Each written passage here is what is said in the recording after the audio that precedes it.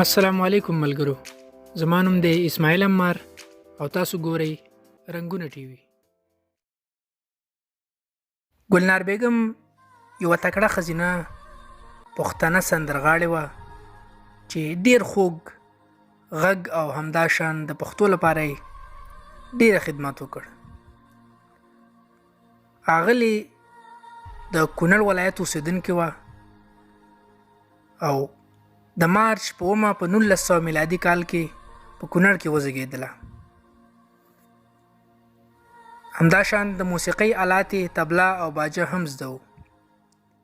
له 1940 څخه تر 1990 کلونو پورې سندرغاړې پاتې شوه او پښتو ژبې ته یې خدمت وکړ. ګلنار بیګم د پلار نوم یې حاجي روح الله شینواری و. هغه په بنو کې د یوې بلې سندرغاړې ورور ته ور واده شوې وه. همداشان یو جادوګر غږ یې درلودل.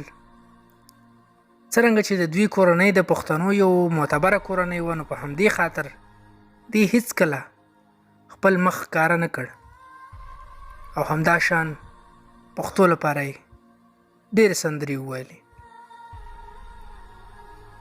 بالاخره د اکتوبر لومړۍ نیټه وه، 1995 کالو په پېښور کې وفات شوه.